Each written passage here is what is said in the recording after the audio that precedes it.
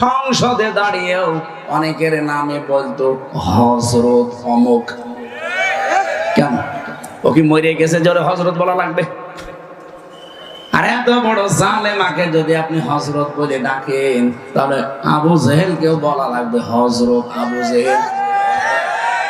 সে আর এ সমান। আবু জেহেলকে কোনোদিন কেউ বলেছে যে হযরত আবু জেহেল? কেন আপনি একে হযরত বলবেন? তার কাজও যা ছিল এর কাজও একই। সেও ক্ষমতায় অবৈধভাবে জোর করেছিল, এও ক্ষমতায় অবৈধভাবে জোর করেছিল। তার এ শুনলে যদি আপনি গালি দেন, এর শুনলেও আপনি গালি দেবেন।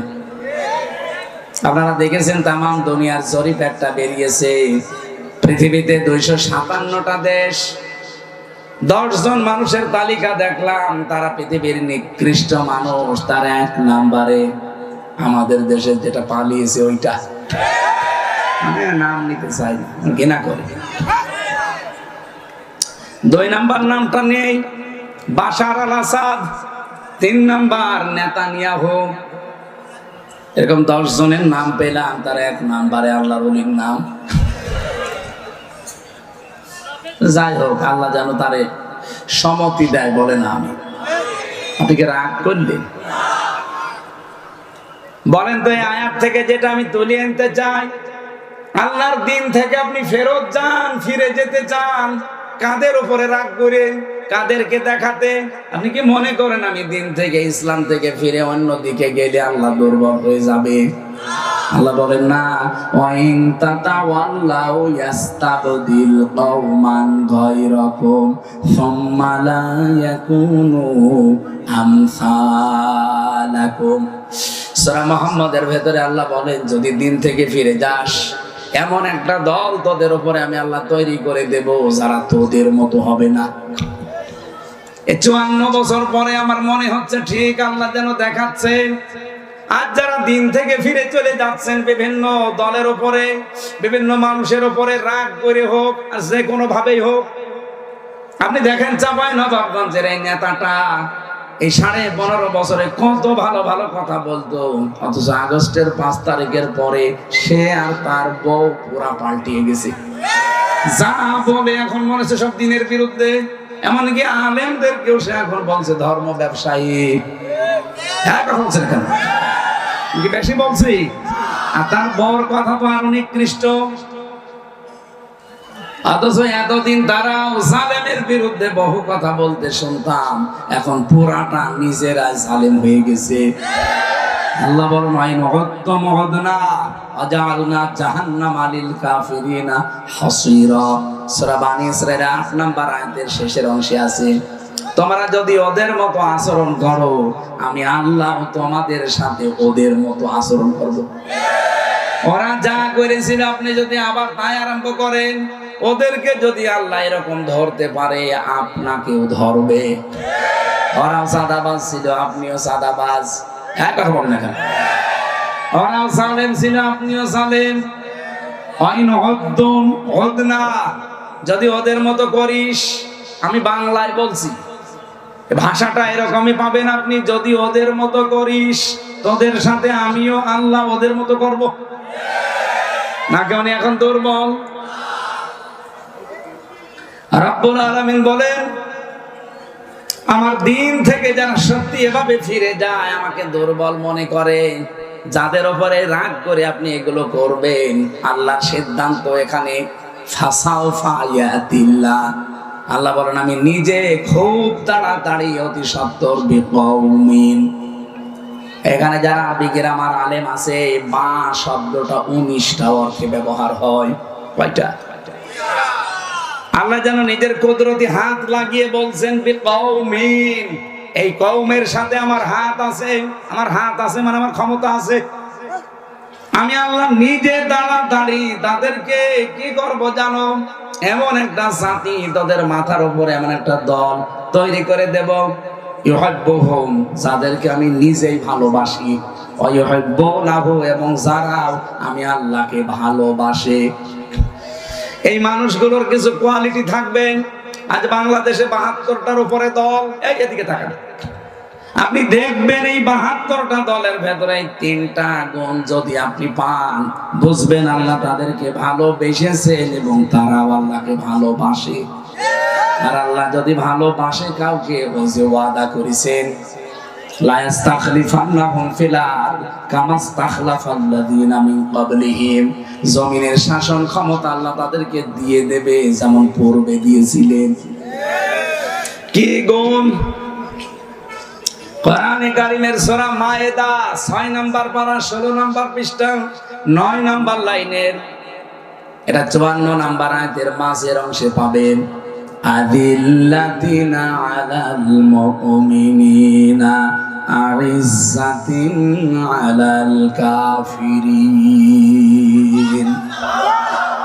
খুব ভালো করে খেয়াল করে শোনেন, আমি কিন্তু কোনো দিকে তাকিয়ে কথা বলছি না, এজন্য এদিকেও তাকাচ্ছি না এদিকেও তাকাচ্ছি না, ছাতা বা কার দিকে চোখ পড়ে যায়। দরকার চোখ বন্ধ করে বলছি, খুব ভালো করে খেয়াল করেন, আমার একটা বানানো কথা না, যে কোনো তাফসীর দেখতে পারেন। আদিল্লাতিনা আলাল মুমিনিন, তারা মুমিনদের প্রতি রহমদিল হবে, কমল, স্নেহময়, স্নেহশীল। আদিল্লাতিনা আলাল মুমিনিন আইজ্জাতিনা আলাল কাফিরিন, কিন্তু কাফেরদের প্রতি তারা খুব কঠোর হবে। বাংলাদেশে 72টা দল আছে রাজনৈতিক ভাবে, শুধু নিবন্ধিত দল প্রায় 48টা, আর একটা তো কেড়ে নিয়েছে, এটা দিলে হবে 49টা। আশা করছি খুব তাড়াতাড়ি আল্লাহ যেন ওটা ফেরত দিয়ে দেয়। যত মানুষই কাজ করছে দেশের জন্য, দশের জন্য, বলেন এই যে 2টা গুণ বললাম এই আয়াত দিয়ে, কাদের ভেতরে এই 2টা পাওয়া যায়? যাদের ভেতরে পাওয়া যাবে, বুঝবেন আল্লাহ তাদেরকে ভালোবাসে, তারা আল্লাহকে ভালোবাসে। 3 নম্বরে গুণ হচ্ছে ইউজাহিদুনা ফি সাবিলিল্লাহি ওয়া লা ইয়াখাফুনা লাউমাতা লাইম। তারা যুদ্ধ করবে, জিহাদ করবে, সংগ্রাম করবে, চেষ্টা করবে, প্রচেষ্টা চালাবে আল্লাহর রাস্তায়। কার রাস্তায়? কিন্তু তারা ভয় করবে না কোনো তিরস্কারকারী, তিরস্কারকে। 54 বছরে বহু ভয় দেখিয়েছেন বিভিন্ন নাম দিয়ে, ট্যাগ দিয়ে, কিন্তু সত্যি যারা একামতে দিনের দায়িত্ব পালন করে মন থেকে, তাদেরকে কোনো তিরস্কারকারীর তিরস্কার পিছিয়ে রাখতে পারে নাই। এমনকি যত ভয় দেখান, যত তিরস্কার করেন, তাদের ইমানি শক্তি আল্লাহ আরো বাড়িয়ে দেয়। আপনি দেখেছেন এক মুরব্বী মানুষ, উনি বলেছেন, দেখেন তামাম পৃথিবীর মানুষকে বলছি আমাদেরকে ভয় দেখাবেন না, চোখ রাঙাবেন না। হ্যাঁ, যদি সমালোচনা করতে চান গঠনমূলক করেন, চুমা দেব, কিন্তু আমাদেরকে আপনারা ভয় দেখাবেন না, চোখ রাঙাবেন না। এই পৃথিবীতে আল্লাহ ছাড়া আমরা কাউকে ভয় পাই না। আপনারা যতই তিরস্কার করেন, যতই উল্টা পাল্টা নাম দেন, মানুষের কাছে যতই আমাদের কালার করেন, কোনো ভয় আমাদের নেই। এখানে ইয়াখাফুনা, এখন ভয় পাচ্ছি না, সামনেও পাবো না। লাউমাতা লাইম, কোন তিরস্কারকারীর তিরস্কার আমরা থোড়াই কি আর কিছু মনেই করি না। আল্লাহ বলেন এইটা আমি যাদের তাদের দেই না, যালিকা ফাদলুল্লাহ, এটা আল্লাহর অনুগ্রহ। ইউতিহি মাইয়াশা, যাকে আল্লাহ পাক চান তাকে এগুলো দান করেন।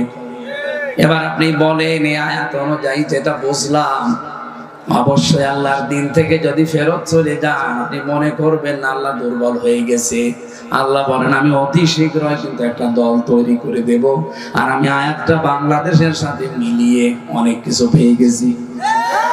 এদেশে মনে হচ্ছে আল্লাহ 3টা গুণ যাদের ভেতরে আছে তাদেরকে ভালোবাসেন এবং তারাও আল্লাহকে ভালোবাসে। আল্লাহ পাক বলেন আমি প্রথম টার্গেট তাদেরকে তোদের উপরে নিয়ে আসব, কিন্তু তারা তোদের মতো হবে না। এখন আল্লাহ পাক যাদেরকে ভালোবাসেন ওই দলে যেন আমাদেরকেও শামিল হওয়ার সুযোগ দেন। সুযোগ যদি পান হবেন তো বলেন বলেন। গুণ প্রথমটা কি বললাম? নিজেদের ভেতরে রহমদিল হবে।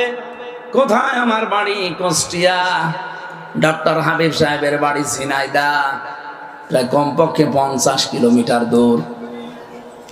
অথচ শুধু দিনের কারণে ওনার সাথে আমার আত্মার যে সম্পর্ক, আমার নিজের আপন ভাইও যদি দিন না মানে তার সাথে আমার এই সম্পর্ক নেই। কে কথা বলছেন না কেন? সারা বাংলাদেশে একামতে দিনের সত্যিকার অর্থে যারা দায়িত্ব পালন করে সবাই মনে হয় এক মায়ের। কি বেশি বললাম? আপনি দেখেন তারা মনে হয় যে এক মায়ের সন্তান, কিন্তু নিজের আপন ভাই দিন মানে না, ইসলাম মানে না, তাকে সে জানের শত্রু মনে করে। জানে আজিল্লাতিন আলাল মুমিনিন আইজ্জাতিন আলাল কাফিরিন। তারা নিজেদের ভেতরে রহমদিল হবে কিন্তু কাফেরদের প্রতি বড় কড়া। এই জন্য যেরকম আলটিমেটাম দিয়েছিল যে আপনারা কিসের বাঙালিকে হাইকোর্ট দেখান, একটা মুরব্বী মানুষ মিথ্যা মামলা মাথার উপরে নিয়ে আজ এতটা বছর জেলখানার অন্দর প্রকোষ্ঠে তার জীবনটাই নষ্ট করে দিয়েছে হাসিনা। থক্কু এর নাম নেওয়া ঠিক না, তারপরও থক্কু নামটা নিয়ে ফেল।